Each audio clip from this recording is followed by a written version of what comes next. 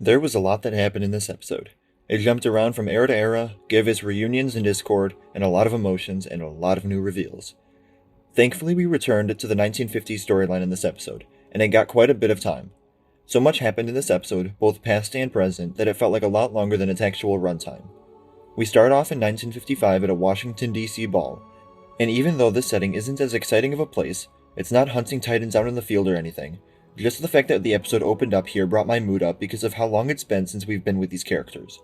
And again, even though a ball with military generals and politicians isn't the most interesting thing to watch, it does show us the more political side to the science experiments they're running. They have to appease the higher-ups in Washington in order to get funding. Although Shaw has gotten good at fitting in, Kaiko sticks out like a sore thumb here, as a female and Japanese doctor working with the American military. Although it's never outright stated, coming off of World War II does create a lot of stereotypes against her. It's heavily implied at times, enough where I think most people can understand, but I think it's a good thing it's never said explicitly, because stereotypes and this kind of behavior are rarely explicit. More often than not, it's the subtleties and minor reactions that feel big. This opening scene does a lot to propel the relationship between Shaw and Kaiko forward, until they're interrupted by a message from Bill Randa. After seeing what we got here, I began thinking about how her death, which we saw in the first episode, could have been the event that drove him away from Monarch, but based on how the episode ended, I don't think that's the case anymore. When we jump back to them later on when they reunite with Randa, the scene shows us a lot of the complications that arise from hunting titans now with the politics and military more involved. They have readings in Japan, but Shaw has to stay behind for a budget proposal meeting, the business side of it all. The new dynamic between Shaw and Kaiko is also going to make things interesting moving forward. It's a bit awkward for the three of them, with these newfound, unspecified feelings between them, and then Randa being the third wheel. It's also a little weird for us as an audience because we already know from the first episode that Kaiko and Randa end up together, having Hirosha and such, so we know this thing between Shaw and her isn't going to work out at some point. Having this series start further down the timeline and jumping back really was an interesting decision, because now as an audience we know a lot more about how this all ends. I don't think it'll make any of it worse per se, but I would be interested to see what the viewing experience would be like without what we saw in the first episode.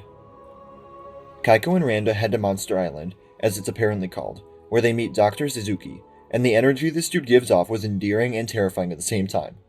I love how passionate he is about his work, and it made having another scientist on screen not feel like a burden at all. He explains his machine, and although they initially describe it as a Titan telephone, Titan bait seems much more accurate given what we saw with the nuke. The brief phone call we got between Shaw and Randa shows how uncomfortable Shaw is not being there with them, so he approaches the general about it.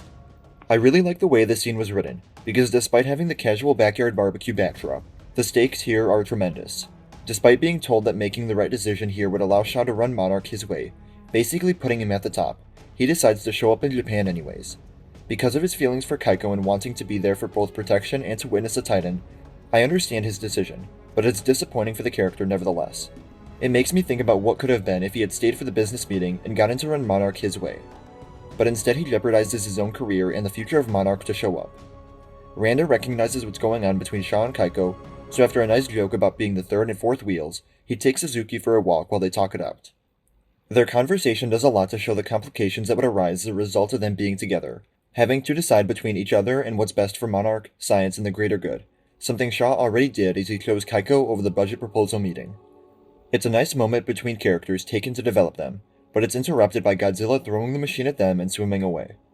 Although it wasn't quite on the level that I was expecting, this is a scene that I felt we needed following that nuke experiment, where they learn that he didn't die. Kaiko is relieved, but Shaw is terrified that even a nuke can't kill this thing. Although we never see them inform the military on screen, I assume it'll be part of the report they submit later on, now that Shaw is no longer in charge of anything. We return to the States to find that Monarch is now under new military control since Shaw left unauthorized. Big consequences for his actions, and Kaiko is not happy.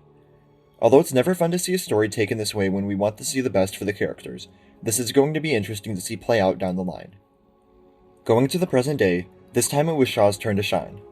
Although it may not be an ideal way to tell the story, having each episode recently focus on only one or two characters has done a lot to develop them individually.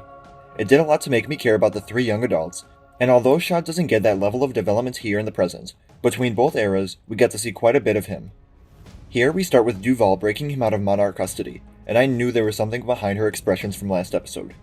We learn that she lost a sister from a Titan attack in Japan, and now she thinks Shaw is the best way to make sure G-Day never happens again. Although it wasn't a bunch of characterization, Her character has grown a lot on me since we first met her, and with there being others in Monarch like her, I can't wait to see Shaw lead a bit of an uprising.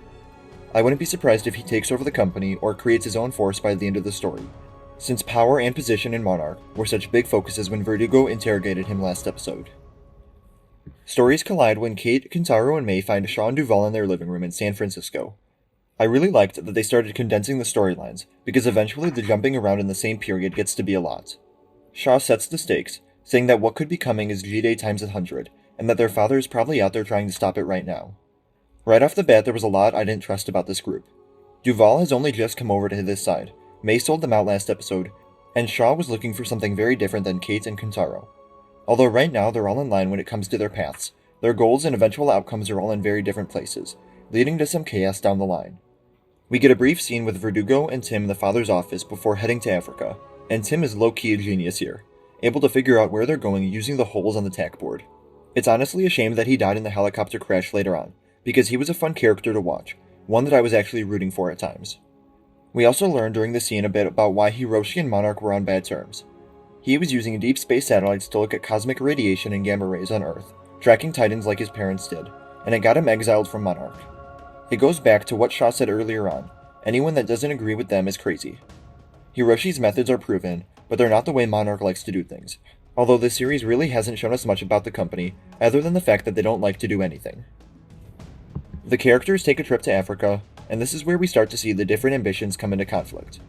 May just wants to get out of there, but Kate and Kentaro want to find their father, whereas Shaw and Duval are trying to stop another emergence, trying to save lives. I get Kate being upset about Monarch's involvement, but after what we've seen from her, I would think that she would be able to see the larger picture and not get tunnel vision on her father. Eventually they find the father, out with a machine reminiscent of the one we saw in the 1955 storyline, calling a Titan. It's a very one-sided reunion, as the kids are all ecstatic to see him, but he doesn't want to endanger his kids, so he drives away. Having the extended reunion, after seeing that machine there, really made me hold my breath during the scene. I was getting the feeling that the father was either going to die, or at least not last very long in the story, which would force the kids to move on from finding him and instead continue his mission. I wouldn't have been completely surprised if the Titan he was calling came out of the sand and just ate him there. But instead we got to see Godzilla rise from his hiding place, which the characters just happened to be standing on. I loved the reveal, as well as the moment of Kate locking eyes with the creature, but the action never really did it for me, especially when the only people dying are the side characters that I couldn't even name.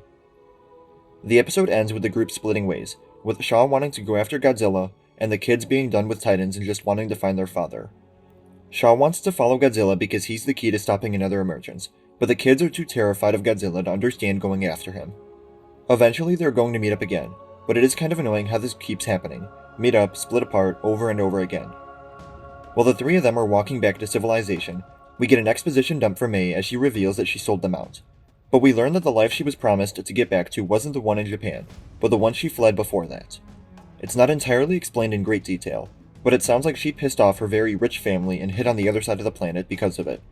She turns out to be a very different character than the one we've gotten to know, and it does make her decision to sell them out a little more justified, as there's more at stake for her than just the little life we knew about in Japan. What did you think of this Monarch episode? Let me know in the comments below. Remember to like the video, and subscribe for coverage of the Monsterverse. And remember to follow me on Instagram, Twitter, and TikTok. Thank you all for watching, and remember, the Force will be with you. Always.